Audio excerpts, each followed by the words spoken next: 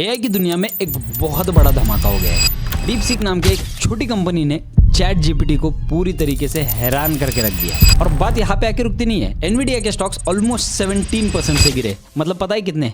589 billion dollars. और सबसे shocking बात, डीपसीक का जो चैटबॉट है वो अभी ऐप स्टोर पे नंबर 1 पे रैंक कर रहा है। आपको इसे ऑपरेट और यूज करने के लिए कितने पैसे भरने हैं? Nothing. It is absolutely free and open source model.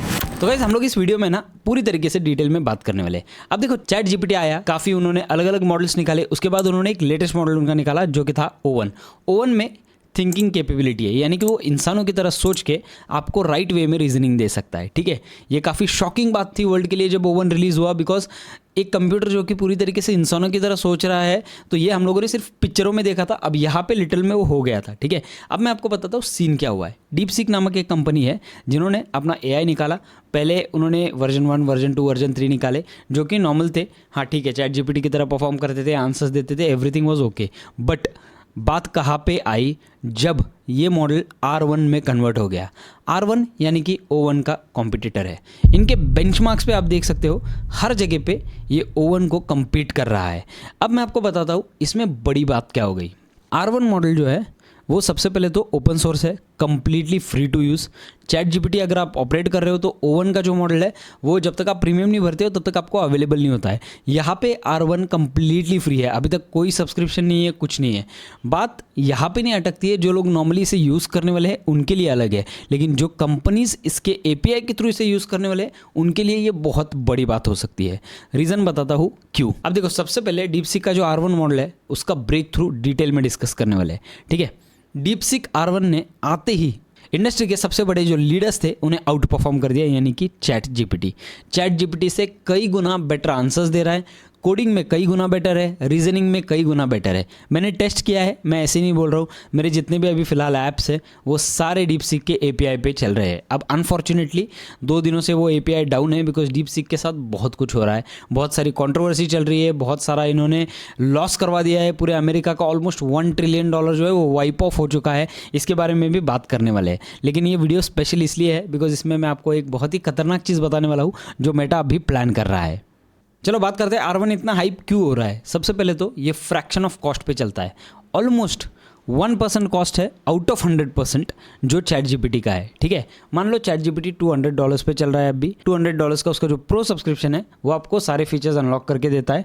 But यहाँ पे सीन क्या हो रहा है मैं आपको बताता हूँ। यहाँ पे जो ऑडियंस है, जो पब्लिक है, नॉर्मल पब्लिक, उनके लिए ये पूरी तरीके से अभी फ्री ऑफ कॉस्ट है। बट API, जैसे मैंने आपको बताया, कंपनीज के लिए ये बड़ी बात हो सकती है, तो इनके जो APIs है डीपसीक के वो काफ़ी सस्ते हैं as compare to chat GPT.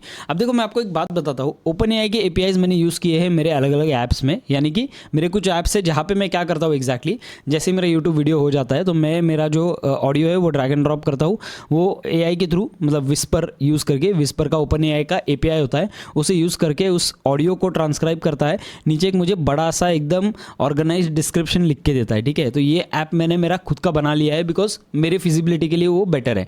तो इस ऐप में मैं जो टोकन्स यूज़ कर रहा हूँ अभी OpenAI की तरफ से, वो काफ़ी एक्सपेंसिव है एज़ कम्पेयर टू डीपसीक। अब मैं आपको बताता हूँ, डीपसीक के पास विस्पर वाला मॉडल तो एग्जैक्टली है नहीं, बट डीपसीक के पास जो टेक्स्ट बेस्ड मॉडल्स है उसके APIs काफ़ी ज़्यादा सस्ते हैं उसके। और मैं आपको बताता हूँ, मुझे बहुत ज़्यादा फ़ायदा हुआ है। मतलब मैंने कम से कम मेरे खुद के 30-40 ऐप्स बिल्ड कर लिए हैं, ऑलमोस्ट 30-40 बोल रहा हूँ मैं, जो कंपनीज़ के लिए बिल्ड किया, ऑटोमेशन के लिए बिल्ड किया, एवरीथिंग। तो उन ऐप्स पे हर जगह पे मेरा डीपसीक का API चल रहा है। और फिर भी मैं आपको बताता हूँ, इतने ऐप्स टेस्ट करने के बाद, कंसिस्टेंटली यूज़ करने के बाद, ऑलमोस्ट 30-40 अलग अलग क्लाइंट्स के वीडियोस पे टेस्ट आउट करने के बाद भी मैंने $40 से ज़्यादा नहीं गंवाया है। और उसी जगह पे अगर मैं सिर्फ मेरा एक एडिटिंग का स्क्रिप्ट बना लेता हूँ OpenAI के API से, 4 वाला मॉडल जो है, ओवन भी नहीं बात कर रहे हैं हम लोग, 4 के बारे में बात कर रहे हैं। 4 में मुझे एक वीडियो का जो एनालिसिस है वो करके उसका एक स्क्रिप्ट देने के लिए अप्रॉक्सीमेटली $1 का कॉस्टिंग लगता है, विच इज़ एक्सट्रीमली एक्सपेंसिव। तो बेसिकली यहाँ पे बात आती है इसके कॉस्ट की। इनका जो कॉस्ट है वो बहुत ज़्यादा एफोर्डेबल है। थर्ड रीज़न ये है कि इन्होंने ना लोगों की मेंटालिटी चेंज कर दी। आज तक एआई बिजनेस जो होता है ना, अगर मान लो आपको एआई बिजनेस में उतरना है तो आपके पास है ना एक बहुत बड़ा कैपिटल चाहिए, आपके पास एक बहुत बड़े टीम की ज़रूरत पड़ेगी, ट्रेनिंग की ज़रूरत पड़ेगी, कैपिटल की ज़रूरत पड़ेगी, आपके पास इक्विपमेंट सारे जीपीयूज़ की ज़रूरत पड़ेगी। इन सब को पूरी तरीके से रॉन्ग प्रूफ कर दिया डीपसीक ने। न्यूज़ के हिसाब से, मैं खुद नहीं बोल रहा हूँ, ये न्यूज़ के हिसाब से इन्होंने सिर्फ 2000 चिप्स यूज़ किए हैं, जबकि बाकी के जो कंपनीज़ है वो 16,000 चिप्स पे चलते हैं। ठीक है, तो 2000 चिप्स में इन्होंने ये पूरा मॉडल बना दिया है, जो कि ऑलमोस्ट यहाँ पे अगर बात करें इनको जो खर्चा लगा है बनाने के लिए वो काफ़ी कम है as compare to the market competitors. मैं आपको एक सिंपल भाषा में बताता हूँ। ठीक है, ओपन एआई ने अपने मॉडल को ट्रेन करने के लिए अप्रॉक्सीमेटली $500 to $600 मिलियन डाले। ठीक है, और इस कंपनी ने डाले $5 मिलियन, 1%, लिटरली 1% पैसा डाला है इन्होंने अपना पूरा मॉडल ट्रेन करने के लिए और बनाने के लिए। ये काफ़ी अच्छी बात हो सकती है, बिकॉज जैसे अभी अगर बात करें इंडिया की, इंडिया में बहुत सारा टैलेंट पड़ा हुआ है। ठीक है, वो यूटिलाइज कर सकते हैं, बट कॉस्ट कहाँ से आएगा? ये कॉस्ट है ना, यूजुअली ये कंपनी ने सबको रॉन्ग प्रूव कर दिया है कि आपको कुछ इनोवेटिव, कुछ अच्छा बनाने के लिए बहुत ज़्यादा कॉस्ट की ज़रूरत नहीं है, सिर्फ राइट प्लानिंग एंड एग्जीक्यूशन की ज़रूरत है। तो यहाँ पे ये आउट परफॉर्म करता है कॉस्टिंग में। तो ये 4 अलग अलग रीजंस थे कि डीपसीक इतना हाइप पे क्यों आ रहा है।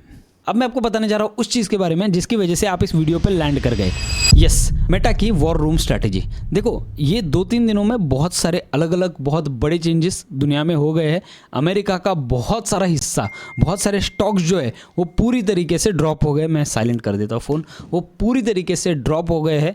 बहुत सारे चेंजेस इंडस्ट्री में हुए हैं और इस चेंजेस के दौरान जो बड़ी कंपनीज़ है वो अपनी स्ट्रैटेजीज फटाफट फॉर्म कर लेती है। मेटा के बारे में बताता हूँ। मेटा ने अपना एक वॉर रूम सेटअप किया है। नहीं, वॉर रूम में झगड़े नहीं होने वाले हैं, वॉर नहीं होने वाला है। यहाँ पे इस R1 मॉडल का हार्डकोर टेस्टिंग करने वाले हैं। हार्डकोर मतलब इसकी कैपेबिलिटीज़ क्या है, इसे बनाने के लिए क्या चीज़ें लगी थी, कौन से मॉडल पे ये ट्रेन हुआ था, एवरीथिंग।